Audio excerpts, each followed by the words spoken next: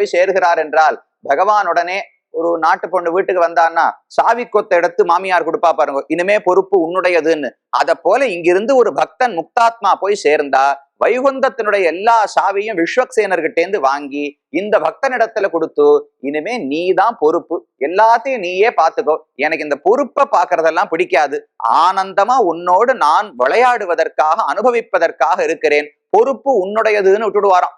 அடியார் நிலாகின்ற அடியார்கள் ஆட்சி செய்யக்கூடிய வைகுந்தமாம். அப்ப அந்த சாம்ராஜ்யத்துக்கு ராஜாவாக நமக்கும் பட்டாபிஷேகம் உண்டு. ராமனுடைய திருவடிகளை விடாமல் பிடித்து கொண்டிருந்தோம் என்றால், ஆனா அது கடைசியில், அதுக்கு முன்னால ராமனுக்கு நடந்த பட்டாபிஷேகத்தை பார்க்க வேண்டுமே. விபீஷணனுக்கும் பாதுகைக்கும் நடந்ததை பார்த்தோம். இனி ராமனுக்கு எப்படி பட்டாபிஷேகம் ஏற்பாடு செய்யப்பட்டது, ஆனா அந்த பட்டாபிஷேகம் நடக்காமல் போயிற்று. பட்டாபிஷேகத்தை யார் ஏற்பாடு செய்தார்கள்? இது என்ன தசரதனுடைய முடிவா, இல்ல யாருகிட்டையான அறிவுரை கேட்டாரா, ஏன் அவசர அவசரமாக ஏற்பாடு செய்யப்பட்டது? ஏன்னா யோசிச்சு பாருங்க, பரதனும் சத்ருக்னனும் நாட்டில் அந்த சமயத்திலே இல்லை, கேகே தேசத்துக்கு போயிருந்தார்கள். நம்ம வீட்டுல சாதாரணமா ஒரு பூணல் பண்றோம், காது குத்துறோம், கல்யாணம் வைக்கிறோம்னா கூட 4 பிள்ளைகள்ல 2 பேர் ஊருக்கு போயிருந்தா முதல்ல தொலைபேசியில் அழைச்சி நீ எப்ப வர நான் தேதி வைக்கணும்னு தான் கேட்போம். ஆனா தசரதன் என்னமோ அவசரம், அவன் மனதுல ஏதோ பட்டு இருக்கிறது, ஏதோ ஆபத்து சூழுகிறது, அயோத்திக்கு நேரம் சரியில்லைன்னு தெரிந்தபடியால் தான் பரதனுக்கு செய்தி கூட சொல்லி அனுப்பவில்லை. இந்த ஏற்பாடு பண்றதுக்குள்ள பரதனுக்கு ஒரு தூதன் அனுப்பியிருந்தா ஓடி வந்திருக்க மாட்டானா ராமனுக்கு பட்டாபிஷேகம்னு. பரதனுக்கு செய்தியே சொல்லவில்லை. அவர்களை பத்தி யோசிக்காமல் யோசித்தான் உடனடியாக 4 நாட்களுக்குள்ள பட்டாபிஷேகத்துக்கான ஏற்பாடுகள் செய்யப்பட்டன. என்னமோ அவனுக்கு மனசுல பட்டிருக்கணும், வேகமாக செய்து முடிக்க வேண்டும். பொதுவா சொல்லுவாளோ இல்லையோ, நல்லது ஒண்ணு செய்யணும்னால் அன்றே செய்க, அல்ல உடனே பண்ணிடணும்னு சொல்றாளோ இல்லையோ, அதை போலத்தான் தசரதன் முடிவெடுத்தான். ஆனால் அது நின்று போயிற்று. மறுபடியும் 14 ஆண்டுகளுக்கு பின்னால் ராமன் வந்த பிறகு ராமனுக்கு பட்டாபிஷேகம் நடந்தது. அந்த கதை என்ன? ராமனுக்கு என்ன பட்டம் சூட்டப்பட்டது? அவர் என்ன சுவாமி, உலகத்துக்கு சுவாமின்னு பட்டம் கட்டணுமா, இல்ல நமக்கு தலைவன்னு பட்டம் கட்டணுமா, அயோத்திக்கு ராஜான்னு பட்டம் கட்டினார்களா, என்ன பட்டம் சூட்டப்பட்டது? இந்த விஷயங்களைத்தான் இன்றைய தினம் அவகாசம் உள்ள மட்டில் விண்ணப்பிக்கலாம்னு துவங்குகிறேன். முதலிலே ராமன் இக்ஷ்வாகு வம்சத்திலே பிறந்தான், குருகுலவாசத்தை முடித்தான், விஸ்வாமித்திரரோடு போய் சீதையை திருக்கல்யாணம் செய்து கொண்டு திரும்ப வந்தான். அப்ப ராமனுக்கு 12 வயசு. அப்புறம் 12 ஆண்டுகள் அயோத்தியிலே ஆனந்தமாக வாழ்ந்தார்கள். சமாத்வாதச தத்ராகம் ராகவஸ்ய நிவேசனே புஞ்சானா மானுஷான் போகான் என்று சீதையே சொல்லுகிறாள். தசரதன் உயிரோடு இருக்கும் போது 12 ஆண்டுகள் நானும் ராமனும் ஆனந்தமா அயோத்தியில இருந்தோம். இப்ப எங்க மாமனார் இல்ல, அவர் இல்லாததுனாலத்தான் நான் இவ்வளவு துன்பப்படுறேன்னு சீதை சொல்றா. அசோகவனத்தில் அமர்ந்து கொண்டு தன்னுடைய ராமனை விட்டு கொடுத்து பேசுறா. எங்க மாமனார் இன்னைக்கு உயிரோடு இருந்திருந்தால் 10 மாசம் என்ன அசோகவனத்துல தவிக்க விட்டு இருப்பாரா, உடனே என்ன ரட்சிச்சிருக்க மாட்டாரா?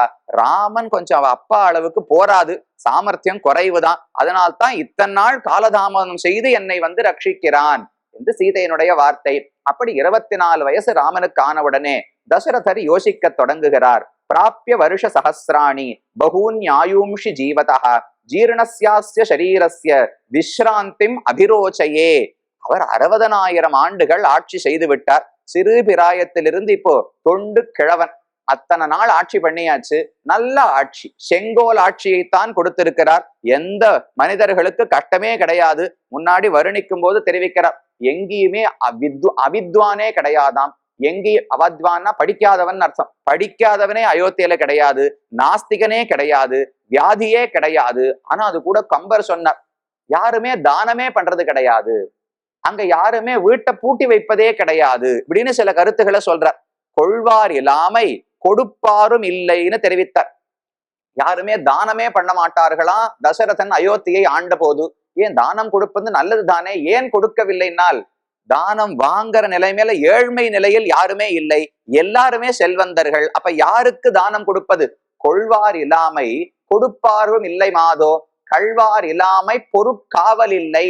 முதல்ல புகார் செய்வது போல இருந்தார். எந்த பொருளுக்குமே பண்டத்துக்கும் காவலே இல்லை, ஒரு ஜாகிரதே இல்லை, பத்திரமே இல்லைன்னு முதல்ல புகார் பண்ணார். ஏன் பத்திரம் இல்லை, காவல் இல்லைன்னால் கள்வார் இல்லாமை, திருடுறதுக்கு யாரும் இல்லை, அதனால வீட்டை யாருமே பூட்டி வைக்கல, காவலே இட வேண்டாம். அந்த அளவுக்கு சுபிக்ஷமாக நாடு இருந்தது. 60,000 ஆண்டுகள் ஆண்டார். சரி போருமே, அடுத்த தலைமுறை ராமனுக்கு பட்டம் கட்ட வேண்டும், நாம் விலகிக் கொண்டு நாம் இருக்கும் போதே ராமன் ஆட்சி செய்வதை பார்த்து ஆனந்தப்பட வேண்டும்னு தசரதனுக்கு எண்ணம். அதனால் உடனே எல்லா ஊர்களிலிருந்தும் அழைக்க வேண்டும். தான் ஒரு பெரிய சக்கரவர்த்தி, தனக்கு தோன்றிவிட்டது ராமனுக்கு பட்டம் கட்ட வேண்டும் என்று. ஆனா தானாக அவர் முடிவெடுக்கவில்லை. உடனடியாக முதல்ல தன்னுடைய நெருக்கமான மந்திரிகள், அந்த மந்திரிகளை அழைத்து அவரிடத்துல கேட்கிறார். அதற்கடுத்து யோசித்து மக்கள், அந்த கோசல தேசம் ஜனபதம்ங்கிறது ரொம்ப பெருசு. அயோத்தி என்பது ஒரு ஊர், ஆனா கோசல ஜனபதம்ங்கிறது மிகப்பெரிய பரந்த பூமி. அதிலே ஆங்காங்கு வெவ்வேறு நகரங்கள் கிராமங்களிலிருந்து பிரதிநிதிகளை எல்லாம் தசரதன் அழைத்தானா. எல்லாருடைய அபிப்பிராயத்தையும் கேட்க வேண்டும். எனக்கு இப்படி தோன்றுகிறது, ஆனா மக்கள் என்ன எண்ணத்தில் இருக்கார்களோ தெரியாது என்று அபிப்பிராயம் கேட்பதற்காக பெரிய கூட்டத்தை நடத்தினான். எதிதம்மே அனுரூபார்த்தம் மயா சாது சுமந்திரிதம் பவந்தோமே அனுமன்யந்தாம் கதம் வா கரவாண்யகம். அவர்கள் அழைத்து சொன்னார், எனக்கு இப்படி ஒரு அபிப்பிராயம் உதித்திருக்கிறது, தோன்றுகிறது. ஆனா இதுதான் சரின்னு நான் ஒன்னும் வாதிடவில்லை. உங்களுக்கெல்லாம் என்ன தோன்றுகிறது?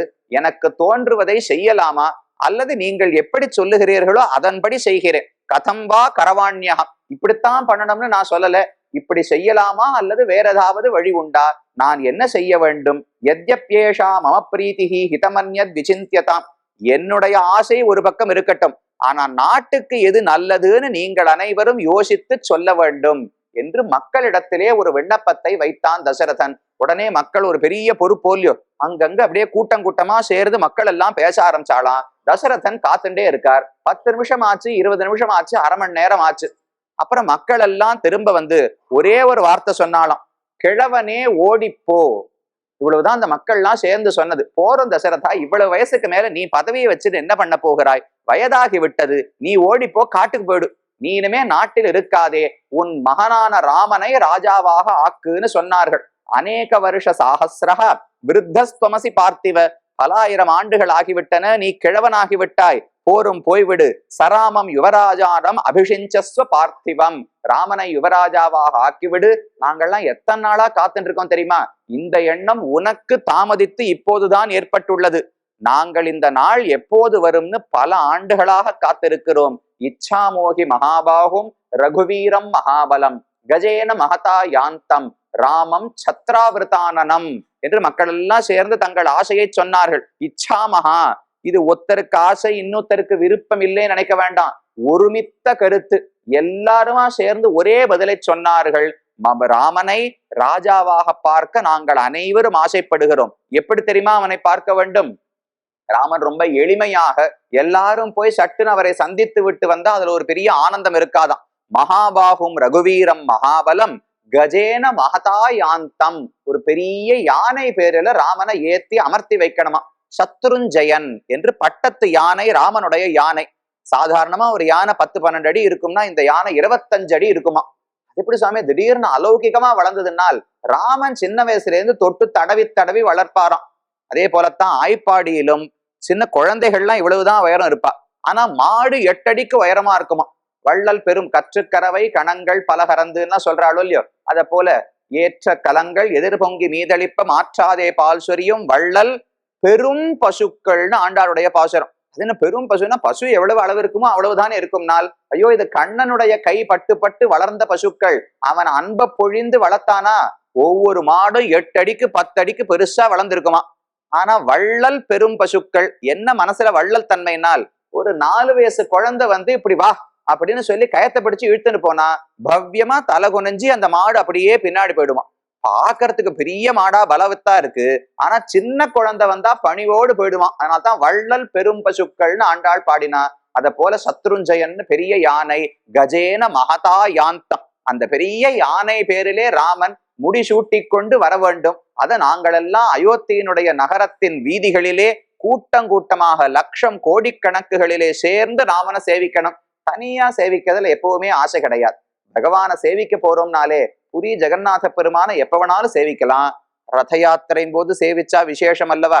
ராமனை என்னைக்கு சேவிக்கலாம். ஸ்ரீ ராமநவமி அன்னைக்கு அயோத்திக்கு போனா, கிருஷ்ண ஜன்மாஷ்டமி அன்னைக்கு மதுரைக்கு போய் சேவித்தால் ஏன் அங்க போகணும்? ஒரு வைகுண்ட ஏகாதசிக்கு திருவரங்கத்துக்கு போய் சேவிக்கிறோம், இல்ல பார்சாதி பெருமாளை திருவல்லிக்கணில சேவிக்கிறோம்னால் சாமி ஒரு நாள் கழிச்சு வாங்க. பல பேர் இடத்துல சொல்லுவா, நாம போய் எங்களுக்கு தான் இந்த சீட்டு வாங்கி தரீங்களா, வைகுண்ட ஏகாட்சி பெருமாளை சேவிக்கணும்னால் ஏன் அந்த கூட்டத்துல போய் மோதிக்கொள்ளுகிறீர்கள்? ஒரு 4 நாள் கழிச்சு வாங்கோளேன், யாருமே இருக்க மாட்டா, நீங்களும் பெருமாளும் தான் இருப்பீர், நன்னா சேவை பண்ணி வைக்கிறேன்பா.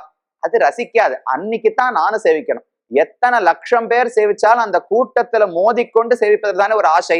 அதைத்தான் ஆசைப்பட்டார்கள். ஏன் அதுல என்ன சிறப்புனால், அந்த கூட்டத்தில் மோதுவது நமக்கு மட்டும் ஆனந்தம் கிடையாது. ஒண்ணு அத்தனை பக்தர்களோடு சேருகிறோம் என்கிற ஆனந்தம். 2வது ஆள் கண்ட சமுத்திரம்னு சொல்லுவா.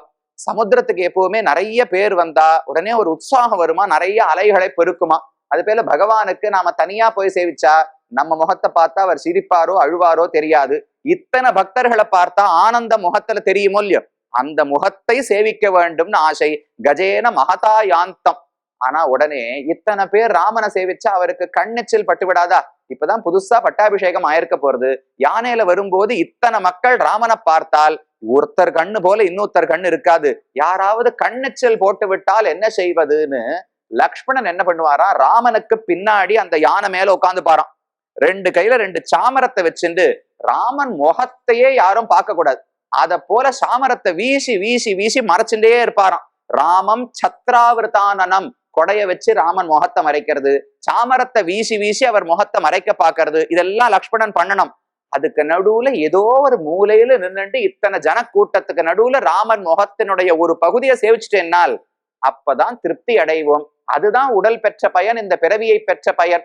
ஒரு நாள் ராமனை தரிசிக்க முடியாவிட்டால் வாழ்க்கையை வீணாக்கி விட்டேனேன்னு அயோத்தி மக்கள் நினைப்பார்களாம். யச்ச ராமம் ந பஷ்யேத்து யஞ்ச ராமோ ந பஷ்யதி சபவேன் நிந்திதோ லோகே ஸ்வாத்மாப்யேனம் விகருகதேன்னு சொல்லுகிறார்கள். அயோத்தி மக்களுடைய வார்த்தை இதெல்லாம். ராமனை பட்டாபிஷேகம் செய்து பார்க்க ஆசைப்படுகிறோம்னு சொல்லிட்டு நாங்கள்லாம் எவ்வளவு தூரம் ராமனிடத்திலே அன்பு கொண்டவர்கள் தெரியுமா? ஒரு நாள் நாங்கள் ராமனை பார்க்காவிட்டாலோ, ராமன் எங்களை பார்க்காவிட்டாலோ பிறந்ததே வீழ்னு தானே தன்னை வைது கொள்வார்களாம். அந்த அளவுக்கு ராமனிடத்துல நெருக்கம். அப்ப கூட்டத்துல வரணும், ராமன் மேல இருக்கணும், லக்ஷ்மணன் போட்டு மறைக்கணும், அதுக்கு நடுவுல முட்டி மோதி எப்படியான சேவிக்கணும். இந்த நாள் என்னைக்கு வரும்னு நாங்க பல ஆண்டுகளாக காத்து கொண்டிருக்கிறோம் தசரதா.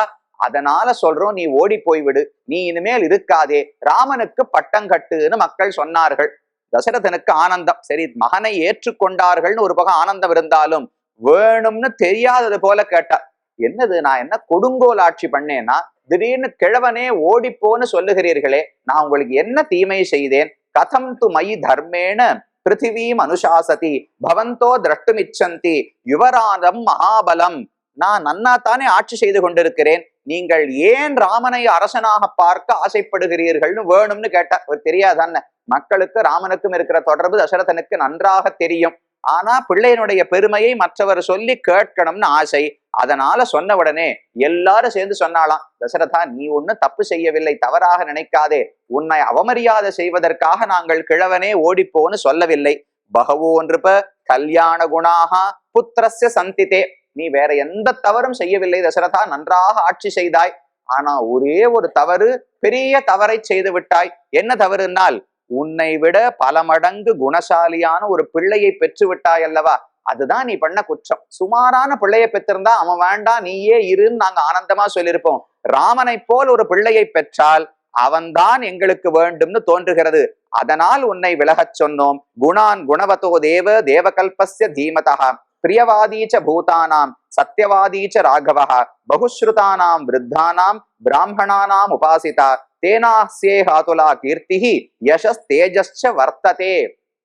பகவான் ராமனுடைய குணங்கள், இந்த சர்க்கம் முழுக்கவே ராமனுடைய குணங்களைத்தான் ஊர் மக்கள் எல்லாம் பேசுகிறார்கள். ராமன் எப்படி பேசுவார், எப்படி பழகுவார், என்ன படிச்சிருக்கார், எப்படி நடந்து கொள்வார், அவருடைய குணங்களை பறக்க சொல்லுகிறார்கள். ராமாயணமே ராமனின் குணங்களை சொல்ல வந்த ஒரு காவியம்தான்.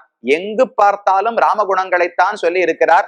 இது போல பல விஷயங்களை சொல்லலாம். ராமாயணத்தை ஒரு சரணாகதி சாஸ்திரம், எப்படி சரணாகதி பண்ணணும்னு வால்மீகி காட்டுகிறார்.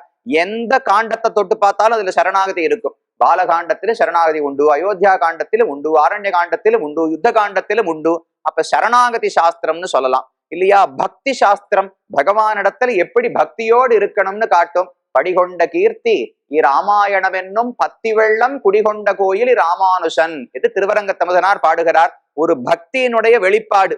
வால்மீகி பாசுரங்களை ஸ்லோகங்களை பாடினாரே, அவர் ஒண்ணு இந்த காலத்து புலவர்களை போல எழுத்தாணி எடுத்து வச்சிருந்து இங்க இந்த வார்த்தையை போடலாமா அந்த வார்த்தையை போடலாமா, அதுக்கு வேற இப்பெல்லாம் நம்ம கட்டமே பட வேண்டாம். நமக்கு ஆங்கிலம் நன்னா தெரியாதுன்னு வச்சுங்களேன், அதுக்கு கணினியில அவளே ஒரு வசதி பண்ணிருக்கா. சுமாரான ஒரு வரி அடிச்சுட்டு அதை தட்டி இதை நீயே நல்ல வரியா மாத்தி கொடுத்துருன்னு சொன்னா அதுவே ரொம்ப, நம்ம என்னமோ வெளிநாட்டுக்கு பல்கலைக்கழகத்துல எல்லாம் படிச்சுட்டு வந்தது போல அதுவே அழகா மாத்தி கொடுத்துறது பாருங்க. அதை போல ஏதான வால்மீகி யோசிச்சு யோசிச்சு எழுதினாரானால் தான் ராமனுடைய குணங்களை மனசால நினைப்பார், அதை அனுபவித்து கொண்டே பாடுவார். பல இடங்கள்ல பார்க்கலாம், ராமன் அழுதால் அவர் அழுகிற துவனியிலேயே வால்மீகி பாடுவார். ராமன் சிரித்தால் ஆச்சரியப்பட்டு இல்ல ஆனந்தம் தோற்ற வால்மீகி பாடுவார். ராமன் ஆச்சரியமாக ஏதானு பண்ணால் இவரே திகைத்து போய் ஒரு நிமிஷம் ஸ்லோகத்தை நிறுத்திடுவார். அந்த அளவுக்கு அனுபவித்து பக்தியோடு பாடின காவியம், தர்மத்துக்கான காவியம்.